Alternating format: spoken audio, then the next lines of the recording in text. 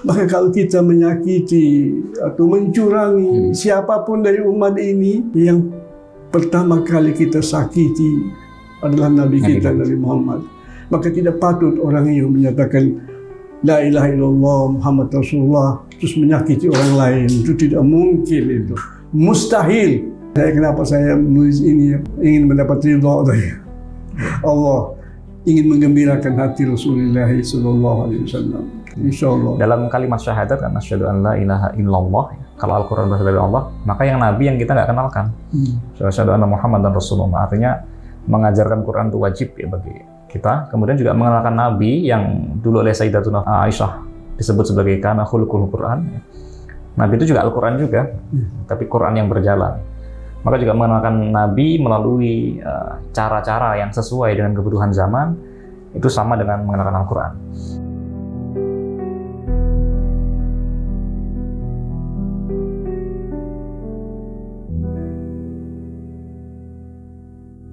Assalamualaikum warahmatullahi wabarakatuh.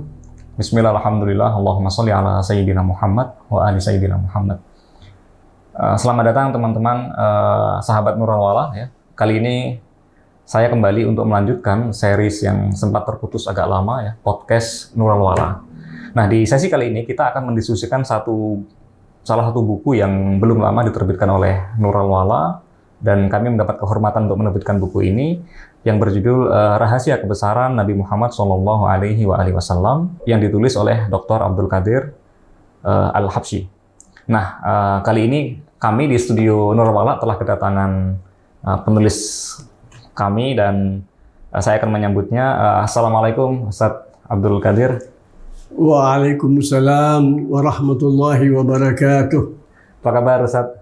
Alhamdulillah. Alhamdulillah, semoga sehat selalu Ustaz. Masya Allah, dipanjangkan umurnya dalam kebaikan. Amin ya rabbal alamin. Ya, Ustaz, mewakili Nurul Wala, kami mengucapkan terima kasih dipercaya untuk menerbitkan satu buku yang kalau saya baca dalam kata pengantarnya, Ustaz Haidar Bagir itu ingin menjadi penulisnya gitu. Jadi ini buku yang sangat istimewa, dan beliau memposisikan diri sebagai saya ingin menempati posisi sebagai penulisnya. Jadi ingin menuliskan buku seperti yang antum tuliskan ini. Tentu banyak sekali buku tentang sejarah Nabi ya, dalam bahasa Arab, Sirah Nabawiyah dan sebagainya banyak ditulis. Kemudian buku bahasa Indonesia juga banyak ya. Tapi biasanya umumnya orang menulis itu dalam pendekatan fase-fase sejarah ya, kronologis dan sebagainya. Nah, di sini saya lihat antum berbeda. Antum menulis sejarah Nabi bukan sebagai serangkaian peristiwa, tapi lebih kepada kejadian-kejadian yang di situ merefleksikan satu nilai moral tertentu, menggambarkan akhlak Nabi, pesannya seperti apa. Nah, ini sesuatu yang mungkin tidak banyak dilakukan oleh penulis lain. Mungkin Ustaz Abdul Qadir bisa menceritakan bagaimana kisah buku ini dulu. Saya terdorong sekali untuk mengajarkan Islam kepada sesama manusia, teristimewa terhadap generasi muda umat ini. Saya sempat belajar tentang Islam sebagai agama yang mudah. Inna hadzal dina yusrun. Kemudian sempat belajar tentang Allah Subhanahu wa taala, di mana kita mengenal Allah. Innallaha sahlun yuhibbul abdas sahl. Allah itu mudah dan mencintai hamba-hambanya yang bersikap mudah di dalam pergaulan, apalagi di dalam memperkenalkan agama Allah Subhanahu wa taala. Kemudian Rasulullah sallallahu alaihi wasallam pernah bersabda, "Au ma'ana law lam yanzil ala ummati illa khatimatu al-kahfi lakafathum." Yang maknanya, andaikan Allah Subhanahu wa taala tidak menurunkan atas umatku kecuali ayat yang terakhir di surat Kahfi, maka itu cukup bagi umatku. Betapa agama ini agama yang mudah, yang menjanjikan kemudahan bagi umat manusia, khususnya umat yang terakhir, umat Nabi Muhammad sallallahu alaihi wasallam, kemudahan. Bahkan Allah Subhanahu wa taala di dalam Al-Qur'an berfirman, "Qul bi fadlillahi wa bi rahmatihi fa bidzalika falyafrahu." Allah Subhanahu wa taala berpesan kepada nabinya untuk disampaikan kepada kita, katakan kepada mereka, wahai nabiku, wahai kekasihku, kepada umatmu, bahwa dengan fadlullah, karunia Allah, karunia cuma-cuma, bukan atas suatu amal yang mereka lakukan, anugerah mutlak dari Allah Subhanahu wa taala dan rahmat Allah Subhanahu wa taala dalam bentuk pengutusan Nabi Muhammad dan penurunan Al-Qur'anul Karim. Fabidzalika, hanya atas dasar itu saja katakan kepada mereka supaya mereka bergembira di dunia ini, dan mereka akan bergembira di hari akhirat. Bahkan ada sebagian ulama menyatakan, barang siapa yang hidupnya stres di dunia ini, tidak pernah merasakan kebahagiaan, berarti dia tidak percaya, tidak beriman kepada Allah Subhanahu wa taala yang menciptakan dan mengelola alam semesta ini. Sehingga mereka berkata, kalau orang yang sengsara di dunia ini, tanda bahwa dia bakal sengsara, na'udzubillah, di akhirat nanti. Saya kembali kepada firman Allah Subhanahu wa taala di akhir surat Al-Kahfi tadi itu. Sederhana sekali, dan saya ingin menyampaikan kepada anak-anak saya, murid-murid saya, anak-anak muda, untuk memahami agama ini dengan mudah juga. Ya. Mudah. Allah menyatakan, "Qul innama ana basyarum mithlukum yuha ilayya annama ilahukum ilahun wahid. Faman kana yarju liqa'a rabbih falya'mal 'amalan salihan wa la yusyrik bi'ibadati rabbih ahada." Subhanallah, Allah menampilkan nabinya lebih dahulu. Aku ini adalah seorang hamba seperti kalian semuanya. Hanya saja kepadaku diturunkan wahyu. Tiada Tuhan yang berhak dan patut disembah kecuali Allah Subhanahu wa taala. Faman kana yarju liqa'a rabbih, untuk mendapatkan itu semuanya kita patut merindukan Allah. Liqa' tadi, bertemu dengan Allah. Liqa'a rabbina, yani. Faman kana yarju itu artinya mengharap. Mengharap dikatakan itu adalah talab, husul al-masarrah, kegembiraan. Kata-kata raja itu sendiri itu maknanya. Kemudian digunakan dalam bentuk fi'il mudhari'. Kerinduan itu, harapan-harapan itu terus menerus. Itu namanya rindu. Kerinduan membuahkan cinta. Cinta itu dibungkus dengan perasaan takut kalau cinta dan kerinduan itu tertolak olehnya. Itulah khasyah. Jadi tanda orang itu ulama, berilmu, alim pada khasyahnya. Jadi Rasulullah sallallahu alaihi wasallam adalah contoh suri teladan bagi umat ini dalam segala hal. Bahkan untuk itu Allah akan bersumpah, laqad kana lakum fi rasulillahi uswatun hasanah. Ya, jadi dalam diri Rasulullah. Jadi bukan pada sholatnya saja, bukan pada puasanya saja, di dalam jihadnya, dalam pergaulannya dengan sesama umat manusia. Bahkan kita ini ketika berbicara seakan-akan kita menganggap semua mereka itu adalah orang yang beriman. Itulah Rasulullah SAW ketika sampai di Madinah, kan, ya. Betul. Khutbah pertama yang beliau sampaikan di Madinah, dan kita tahu Madinah itu di sana ada kaum Al-Ansar yang beriman kepada tauhid, beriman kepada kenabian beliau. Di sana juga banyak orang-orang Arab yang masih musyrikin, dan di sana juga ada orang-orang Yahudi, kan. Tetapi yang beliau sampaikan adalah afsus salam. Ucapkan salam di antara kalian sama-sama. Jadikan itu adalah lambang pergaulan di antara umat manusia kan. Wa at'imu ta'am. Ya. Saling peduli kepada sesama, ya. Saling menawarkan cinta kepada sesama. Ya, kita mengundang sebisa-bisanya kita. Yang miskin, yang kaya sama saja. Ya, artinya kita ingin menjalin hubungan cinta dengan mereka kan. Wasallu wa nasun niyam. Rasulullah kalau berbicara tentang sholat. Karena manusia memang pembawaannya itu beriman. Dalam Al-Quran banyak sekali ayat-ayat jika kalian bertanya kepada umat manusia siapa Tuhan, ya yang menciptakan langit dan bumi, yang menurunkan hujan, ya, yang berikan rezeki. Mereka pasti Allah bersumpah la yaquluna Allah. Mereka pasti, aku bersumpah hamba-Ku, mereka pasti berkata Allah. Kata-kata Allah ini mengandung semua asma'illahil husna. Ya. Jadi berbicara tentang maha yang tiada duanya.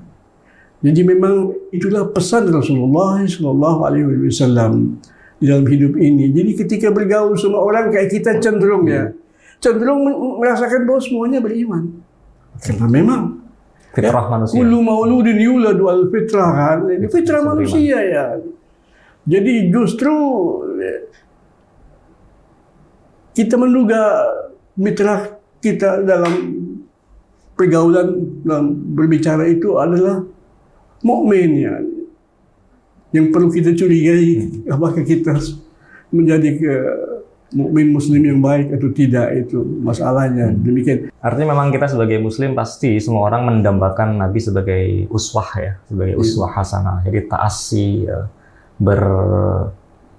mengambil contoh itu hanya kepada Nabi. Dan saya ingat salah satu kitab tafsir yang pernah saya pelajari, Ar-Ra'isul Bayan, karena Rusdian Bakli, beliau menyebut bahwa imamatun Nabi la yartafa'u abadan. Keimamahan Nabi, model contoh Nabi itu tidak akan pernah hilang. Bahkan beliau sudah meninggal. Jadi orang, barangkali mungkin sebagian kita melihat keimamahan Nabi pada keimamahan politik, ya, dulu Nabi menjadi kepala negara, yang mungkin juga kurang diperhatikan atau agak dilupakan tadi bahwa imamah Nabi dalam hal tadi, beliau adalah model contoh bagi orang beriman, contoh tertinggi.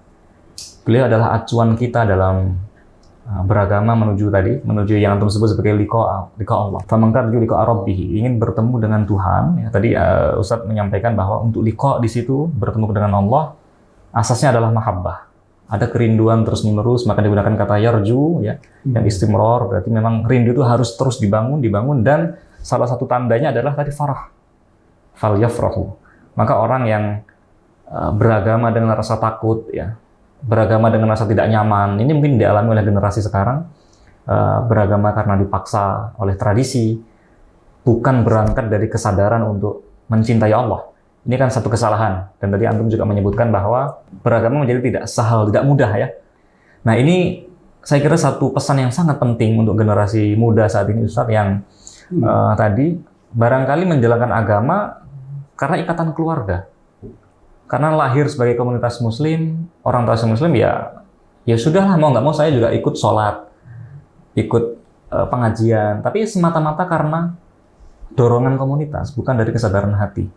Nah ini kan satu PR besar, Ustadz, yang harus kita luruskan, dan antum telah mengambil andil dengan tadi mengambil sampel-sampel kisah-kisah yang dicantumkan dalam buku ini untuk tadi menyampaikan pesan-pesan bahwa mengikuti Nabi dalam kasus menjadikan cinta sebagai asas agama untuk kembali kepada Allah itu sesuatu yang sangat penting.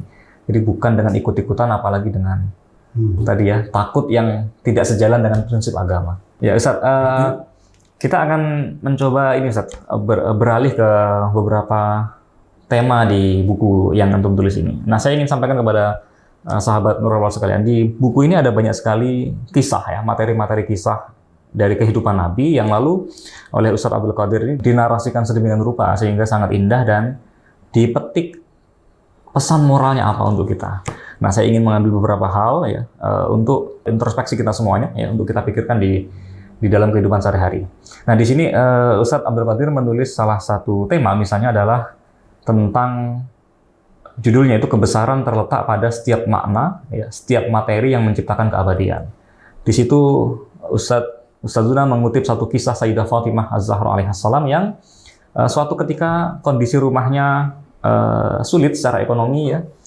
Beliau beberapa hari tidak ada makanan di dapur, tidak menyala segala macam, dan lalu suaminya Sayyidina Ali punya ide agar beliau datang ke ayahnya, jadi ke mertua Sayyidina Ali untuk meminta bantuan karena Nabi sedang membagikan semacam sembako kepada warga yang ternyata juga itu pun dapat dari hadiah ya. Jadi Nabi mendapat satu hadiah lalu dibagikan kepada warga. Nah, barangkali dugaan kita sebagai orang pada umumnya akan melihat ya Nabi sebagai orang tua akan memberikan kepada anaknya prioritas makanan dibanding kepada orang lain gitu ya. Dan barangkali akan kecewa misalnya tidak dituruti permintaan itu. Tapi yang terjadi justru sebaliknya, yang antum kisahkan di sini yang dikutip dari Hayatus Sahabah Kandahlawi, bahwa di situ Nabi dengan penuh lembut mengatakan atau mengalihkan perhatian Sayyidah Fatimah, mau tidak saya kasih sesuatu yang lain yang lebih abadi. Jadi bukan diberi stok makanan untuk sehari-hari, justru diajarkan doa, ya awwalal awwalin, wa ya akhiral akhirin, wa ya dzal quwwatil matin, wa ya rahimal masakin, wa ya arhamar rahimin. Dan ternyata ya, Sayyidah Fatimah justru memilih doa itu. Bukan ya nggak apa-apa, tapi dengan sembako misalnya. Tidak. Beliau pulang dengan perasaan sangat gembira, datang kepada suaminya dan pulang dengan wajah berseri ya, tapi tidak membawa makanan, dan yang mengagetkan justru ternyata sikap suaminya juga tidak kecewa. Jadi setelah Sayyidina Ali tahu bahwa ya beliau pulang hanya dengan membawa doa, hanya dalam tanda kutip ya, membawa doa, justru beliau sangat bahagia. Beliau berkomentar, hari ini adalah sebaik-baiknya hari kehidupanmu, wahai Fatimah. Jadi bukan suami yang justru menjatuhkan semangat istrinya karena gagal membawa makanan ya untuk sehari-hari, tapi sebagai suami dia mensupport ya pilihan hidup, jalan hidup yang dipilih oleh Sayyidah Fatimah, yang tentu beliau adalah bid'atun Nabi, memang belahan Nabi. Nah, Ustaz, ini kan sesuatu yang sangat penting ya, bahwa sesuatu yang sifatnya non materi itu mengatasi yang materi. Sementara Ustaz, saat ini kita saksikan di dalam kehidupan sehari-hari kita, sepertinya yang terjadi sebaliknya. Ya. Kita belum jauh dari ingatan kita fenomena yang disebut sebagai flexing. Ya. Orang pamer kekayaan, pamer kemana-mana. Setiap hari yang ditampilkan di media sosial, digemborkan kepada publik adalah kekayaan. Dan orang bekerja mati-matian, mungkin juga sebagian lupa ya, kalau dulu kita diajari oleh orang tua ya hidup atau kerja itu untuk ibadah. Ya. Tapi sekarang tidak sedikit orang yang kerja bukan untuk ibadah dalam makna spesifik, tapi kerja untuk memumpuk kekayaan, memenuhi kebutuhan nafsu segala macam. Nah, ini kejadian yang semacam ini agak memilukan. Bagaimana pandangan Ustaz Abdul Qadir melihat fenomena seperti ini? Yang dialami oleh Sayyidah Fatimah Az-Zahra, beliau pada saat itu memang memerlukan bantuan dari orang tuanya, yaitu Rasulullah SAW.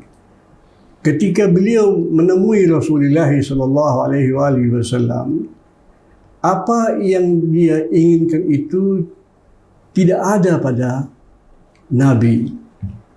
Jika barang itu ada, pasti diberikan kepadanya. Ya.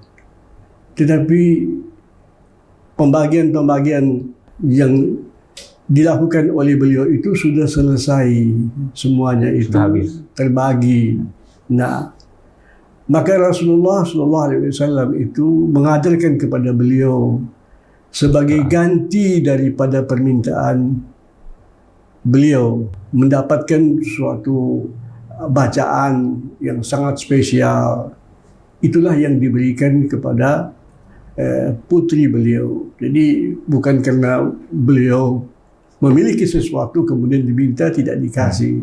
Bukan menahan. Ya, Bukan begitu. Sebab Rasulullah SAW itu tidak mungkin menolak permintaan seseorang. Ya. Sehingga dikatakan beliau tidak mungkin mengatakan la. Laula tasyahudu lakana la'uhu na'amun. Sebab dikatakan begitu. Kalau bukan kerana la ilaha illallah, la yang diucapkan pada kalimat tauhid ini, kalau bukan itu, maka beliau tidak pernah mengucapkan kata-kata la selama-lamanya. Kerana kedermawanan beliau itu ya. Nah, kita tahu itu.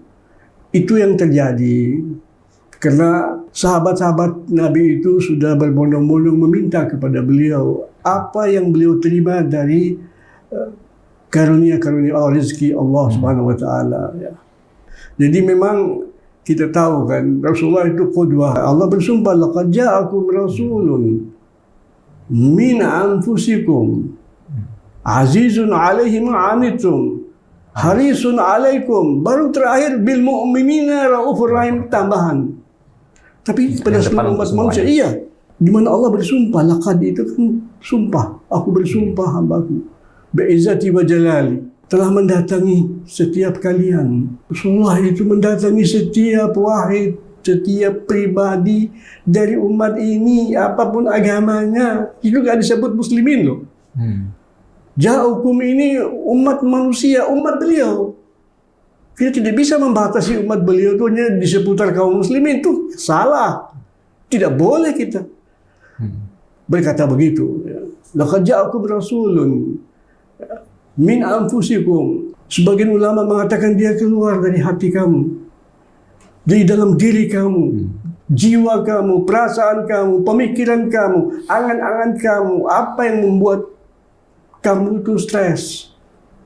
Dia datang. Dr. Quraisy mengatakan tepatnya itu bukan datang, mendatangi. Setiap pribadi. Apa kabar kamu? Kenapa kamu begini? Itu Rasulullah SAW. Azizun alaihi. Kita tahu aziz itu perkasa, hebat. Kalau azizun tambah dengan alaihi itu lawannya. Tak berdaya. Karena Allah tadi. Iya. Enggak. Kalau kamu itu sedih, dia lebih sedih daripada kamu. Tidak ada seorang ayah, seorang ibu disifatkan seperti itu. Tidak ada sama sekali kepada umat manusia ini semuanya. Maka kalau kita menyakiti atau mencurangi siapapun dari umat ini, yang pertama kali kita sakiti adalah Nabi kita, Nabi Muhammad. Maka tidak patut orang yang menyatakan La ilaha illallah Muhammad Rasulullah terus menyakiti orang lain. Itu tidak mungkin, itu mustahil. Dan subhanallah, ini ayat yang terakhir. Sebab para orientalis itu sempat mengatakan itu Nabi itu dulu di Mekah. Di Mekah ketika beliau tertindas, beliau tampil sangat lembut, sangat penyayang, sangat pemaaf. Karena beliau tidak memiliki kemampuan apa-apa. Tapi begitu dia sudah memiliki pengikut di Madinah, apalagi pernah memenangi perang dan demi perang, itu beliau berubah. Tuduhan mereka begitu. Tapi ternyata ayat ini adalah ayat yang terakhir. Karena kita tahu surat Al-Bara'ah itu surat yang terakhir turun atas Nabi Muhammad SAW. Dan Masya Allah ayat itu sendiri terakhir ya, sebelum penutup kan. Sehingga dikatakan wa in tawallaw. Subhanallah. Faqul hasbiyallahu la ilaha illa itu alaihi tawakkaltu wa rabbul arsyil azim. Bahkan kita dipesan oleh Nabi ya. Jadi Rasulullah itu dapat azimat ya. Ya. Dapat wirid ya. Fa in tawallaw. Jika mereka tidak membalas kebaikanmu, mereka berpaling darimu, mereka memusuhimu, jangan terus-menerus engkau berperasaan seperti itu, kamu bisa mati kamu. Fa in tawallaw faqul hasbiyallahu la ilaha illahu alaihi tawakkaltu wa huwa rabbul arsyil azim. Hanya Allah Subhanahu wa taala. Sehingga Nabi mengatakan barang siapa menjadikan ini wirid ya, di setiap pagi 7 kali, di setiap petang 7 kali, tentu kita dimohon untuk menghayati maknanya itu. Ya, kiamat terjadi pun, andai kata kita masih hidup, kita tidak pernah goncang. Karena Allah pemilik kekuasaan mutlak selama-lamanya itu. Ya, Ustaz, kembali ke yang tadi, Ustaz. Artinya untuk bahagia, farah tadi, fal yafrahu, menikmati kehidupan dunia, itu memang harus diorientasikan kepada visi atau cara pandang ma'at ya. Jadi kan tadi antum mengutip hadis yang menja'al hamma hamman wahidan hamal ma'at, ya kafahullah, mu'natahu. Jadi memang kita bekerja, kemudian mengumpulkan sesuatu untuk kebutuhan hidup itu memang harus niatnya itu untuk ma'at, untuk hari akhir ya, bukan. Jadi biar orang tidak salah dan berpikir lalu falyafrahu dianggap kehidupan duniawi itu kan juga keliru ya, karena kita ingin menjadikan nabi. Nah juga ini tadi saya menarik betul yang antum sampaikan tadi tentang bahwa Nabi mendatangi kita satu persatu. Saya ingat satu kasus dulu di zaman Nabi, ada orang berdoa ya, yang secara secara sempit. Beliau berdoa, Allah marhamni wa Muhammadan wa la tarham ma'ana ahadan ya. Ya Allah, rahmati aku dan Muhammad saja, yang lain nggak usah ikut-ikutan. Tapi Nabi mengatakan laqad hajjarta wasi'an. Ya. Orang ini mempersempit. Nah, ini yang sepertinya terjadi sekarang, Ustaz. Jadi orang semakin mengklaim ya, yang selamat itu kelompok saya saja tuh, yang lain tuh ini bid'ah, ini amalan Anda salah. Jadi mengoreksi, tapi cara mengoreksinya itu yang membuat orang mungkin sakit hati atau ingin terutama semacam merebut kendali atas rahmatnya Allah gitu, Ustaz. Bagaimana, Ustaz? Kita kembali kepada suatu kejadian. Ya. Ketika Rasulullah Shallallahu Alaihi Wasallam mengirim Mu'adz bin Jabal, ya, ke Yaman, beliau bersabda kepada Mu'adz, ya Mu'adz, kamu pasti di sana nanti menjumpai ahlul kitab. Kita tahu ahlul kitab itu adalah orang-orang Yahudi dan orang-orang Nasrani. Suatu umat yang sudah mendapat wahyu sebelum ya muslimin di zaman zaman Nabi lah, ya, karena mereka baru mengenal Allah Subhanahu Wa Taala lewat pengutusan Nabi Muhammad Sallallahu Alaihi Wasallam. Dikatakan kepada mereka, saudara-saudara kita dari ahli kitab itu, la ilaha illallah. Artinya penegasan bahwa benar kalau kalian merasa beriman kepada keesaan Allah, itu memang itulah inti daripada keberagamaan.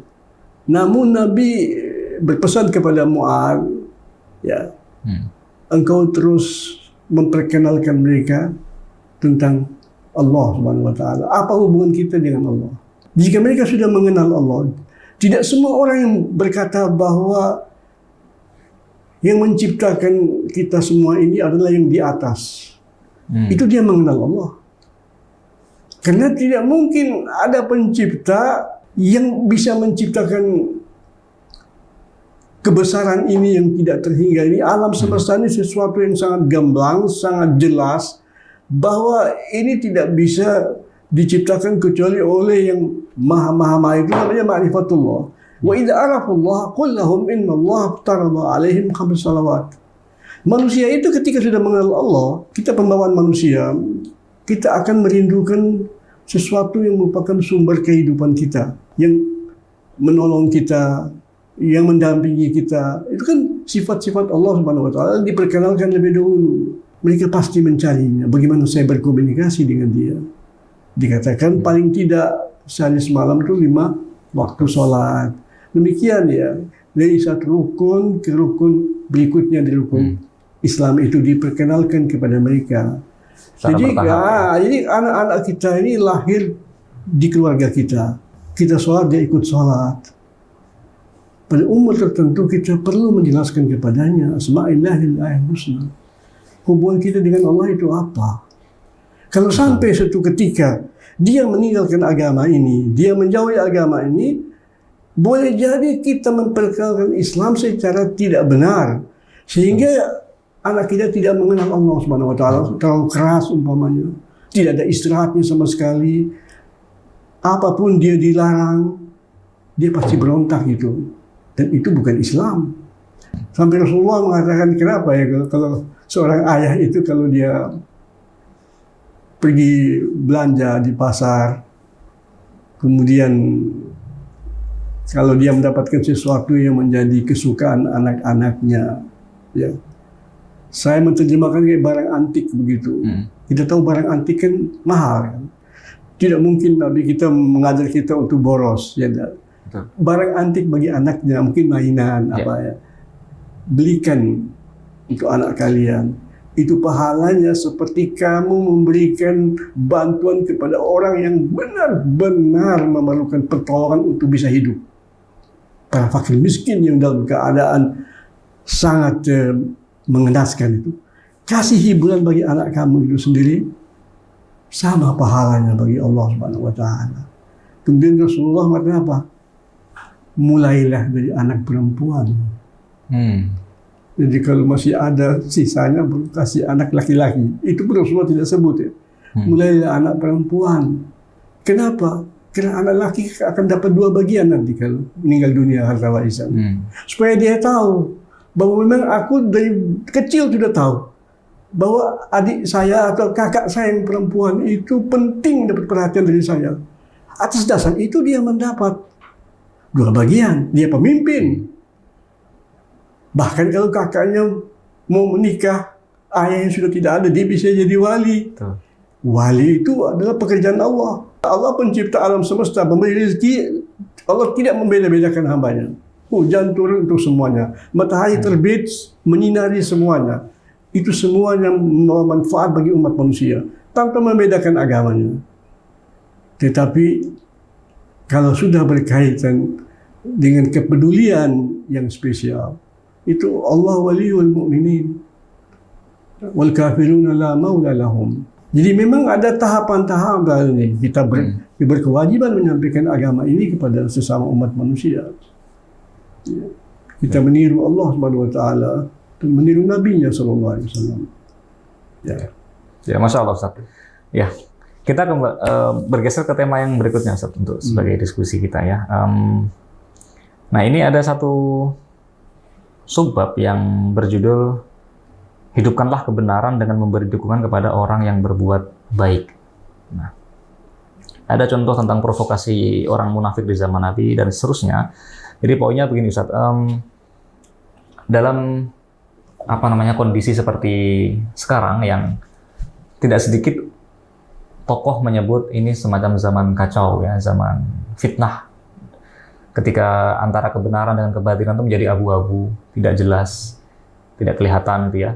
Dulu saya tahu ada sebagian alim yang lalu ingin fokus kepada kelompok sempit saja jamaahnya, gitu ya, karena mengamalkan hadis Nabi yang alaika bi khawaisati nafsik, ya. Ingin, ya, kita dalam kondisi abu-abu yang kacau, kita nggak usah ikut-ikutan urusan besar, kita fokus di keluarga kecil kita atau di madrasah kecil kita saja, mengajarkan moralitas, agama, dan sebagainya. Nah, dulu juga saya ingat Sayyidina Ali berdawuh, ya, bersabda, kun fil fitnah kabni labun, ya. Di dalam kondisi yang kacau, fitnah itu, posisikan diri Anda seperti anak unta yang ditunggangi tidak bisa, jadi tidak bisa dimanfaatkan oleh pihak-pihak yang jahat, juga tidak punya susu yang bisa diperah, ya. Tidak bisa dimakan atau dipergunakan oleh pihak lain. Jadi seperti kita harus hati-hati. Nah, bagaimana kira-kira Ustaz cara memberikan dukungan, ya, kepada kelompok yang benar, ya, dalam kondisi ketika tadi masyarakat semacam abu-abu, politik kacau, ya.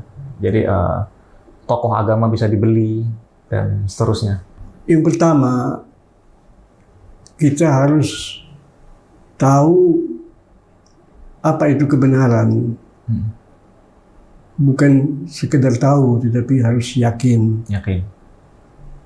Itu tidak bisa kita peroleh tanpa kita mendapatkannya dari Al-Quranul Karim, khususnya. Dan segala hadis-hadis yang membuat kita makin yakin, ya, atau makin mantap. Karena kebenaran itu ada juga cara penerapannya, kapan, ya, kondisinya bagaimana.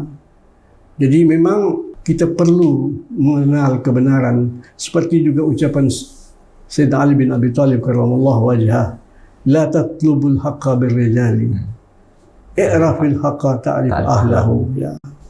Ya. Kamu jangan mencari kebenaran lewat orang-orang yang viral. Betul. Ketika berbicara tentang sesuatu, atau orang yang sangat dipuja-puji oleh siapapun, itu namanya ar-rijal. Iya. Orang-orang yang dikatakan pahlawan-pahlawan, penguasa-penguasa, ataupun orang-orang yang dikatakan sangat berilmu. Tidak. Alhamdulillah, Allah Subhanahu wa Ta'ala menurunkan Al-Quran kepada kita semuanya. Untuk semua. Semua umat manusia bisa mengambil pemahaman, pengertian tentang kebenaran. Itu Al-Quranul Karim. Dan itu mungkin paling mudah diterima oleh orang yang sok pintar, ya, sok mengklaim dialah yang paling lurus, paling selamat. Dan jangan lupa, ya, kita harus membenarkan sesuatu yang benar walaupun musuh kita, ya. Musuh kita sekalipun.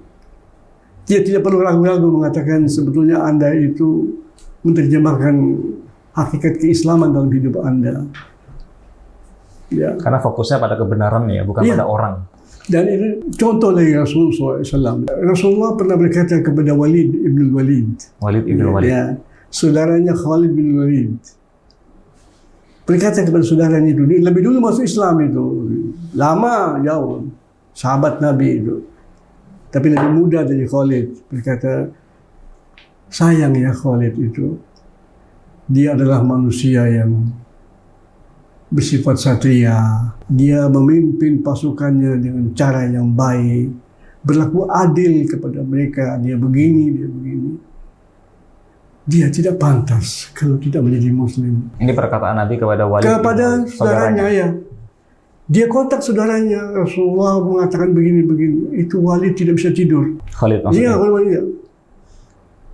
Kita tahu bagaimana dia bisa memenangkan perang, ya, dan menjadi pasukan Nabi itu porak-poranda di perang Uhud, ya. Itu. Kemudian bukan satu kali Nabi berkata begitu. Khalid itu adalah seorang manusia yang berakhlak mulia, cara berpikirnya begini, sudah kupas sampai 2 kali. Itu yang kemudian mendorong Khalid itu berangkat sesudah Sulhul Hudaybiyah menemui Nabi. Dia tidak bisa tidur dia. Dia bilang, ini manusia mengakui kelebihan pada seseorang dibandingkan boleh jadi dengan sahabat-sahabat dia yang terdekat. Padahal musuhnya. Musuhnya ini tak pantas. Dan alangkah baiknya itu kita di dalam pergaulan kita ini perlu bergaul sama seluruh umat Nabi Muhammad. Ya, mereka punya hak atas kita. Karena kita secara kebetulan boleh jadi ya kurang lebihnya begitu. Kita menerima Al-Quran dari ayah ibu kita. Alhamdulillah kita tidak bisa lupa jasa ayah ibu kita, kakek kita. Lantas Al-Quran ini bukan untuk kita saja. Apakah tidak berhak untuk saudara-saudara kita yang lain untuk mendengar Al-Quran? Boleh jadi dia lagi sedang mencari Al-Quran. Ya, jadi kalau saya sarankan tadi minimal ada 3 Ustadz ya. Jadi dalam konteks berpihak kepada kebenaran itu pertama kita sebagai individu punya tugas untuk tahu ini loh yang benar. Jadi bukan terkecoh kepada orang-orang yang dianggap besar ya. Ini adalah ahli, ini adalah kelompok ini. Jadi kebenaran pada esensi kebenarannya bukan kepada siapa orang-orangnya. Kemudian juga yang kedua tadi yang penting itu adalah bahwa penyampaian pesan-pesan itu harus sesuai dengan situasi ya, karena kadang disampaikan pada tempat yang tidak tepat justru menimbulkan fitnah mungkin ya. Tadi antum katakan dari Sayyidina Ali laisa kullu ma yu'raf yuqal ya, tidak semua yang kita ketahui itu patut untuk dibicarakan ya, perlu tahu kondisinya. Dan ya yang nggak kalah penting adalah tadi komitmen atau ya ketulusan kita untuk istiqomah terus di situ, dan itu tugas pribadi kita sebagai muslim ya. Sebagai muslim. Jadi saya ingin menekankan bahwa sahabat-sahabat Nabi itu ya yatawasawna fima bainahum ta'limi auladihim liyu'allimu maghazi Rasul. Sa'ad ibn Abi Waqqas ya. Ini anaknya, cucunya berkata ini, namanya Ismail bin Muhammad bin Sa'ad bin Abi Waqqas. Itu pesan kami punya kakek. bahwa kita wajib ya, mendidik keluarga kita, handai tolan kita, masyarakat umum tentang pengorbanan Nabi Muhammad, perjuangan Nabi Muhammad SAW. Kama nu'allimuhum Al-Quran suratan fasuratan, sama persis. Memperkenalkan Nabi Muhammad itu adalah kewajiban sama persis dengan kita membaca Al-Quran. Dan itu juga diucapkan oleh Imam Ali Zainal Abidin. Jadi dikatakan Ali bin Hussein, ya, itu mengatakan demikian, bapak saya, dari kakek saya, dari datuk saya Muhammad SAW. Kita diperintahkan untuk berpesan tentang perjuangan Nabi Muhammad itu, suka dukanya, pengorbanannya ya, untuk umat manusia ini. Ini sama sebetulnya itu. Kita cukup tanya saya kenapa saya menulis ini ya, namanya ingin mendapat ridha dari Allah, ingin menggembirakan hati Rasulullah SAW. Memang itu satu paket saya kira Ustaz. Memang itu satu paket. Insya Allah. Dalam kalimat syahadat kan asyhadu an la ilaha illallah. Kalau Al-Quran berasal dari Allah, maka yang Nabi yang kita nggak kenalkan. Asyhadu anna Muhammadan Rasulullah. Artinya mengajarkan Quran itu wajib ya bagi kita. Kemudian juga mengenalkan Nabi yang dulu oleh Sayyidatuna Aisyah disebut sebagai kana khuluqul Quran. Nabi itu juga Al-Quran juga, tapi Quran yang berjalan. Maka juga mengenalkan Nabi melalui cara-cara yang sesuai dengan kebutuhan zaman, itu sama dengan mengenalkan Al-Quran.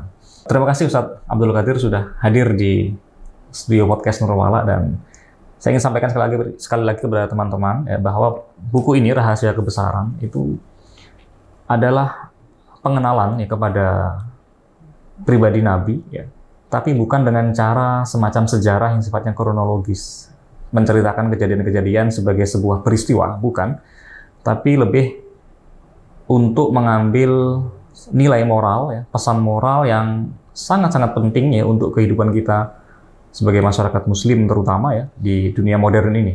Dan tadi dari perbincangan saya dengan penulis Ustadz Abdul Qadir, kita tahu bahwa ya agama terutama bukan soal formalitas ya, tapi lebih pada substansinya ya, esensinya. Dan insya Allah Ustadz Abdul Qadir, insya Allah buku ini akan sangat bermanfaat, bisa memberikan gambaran tentang Nabi dari sisi yang berbeda ya, seperti yang diajarkan di sekolah-sekolah itu akan berbeda. Dan sekali lagi terima kasih sudah hadir di studio Nurwala, dan saya izin untuk menutup perbincangan kita.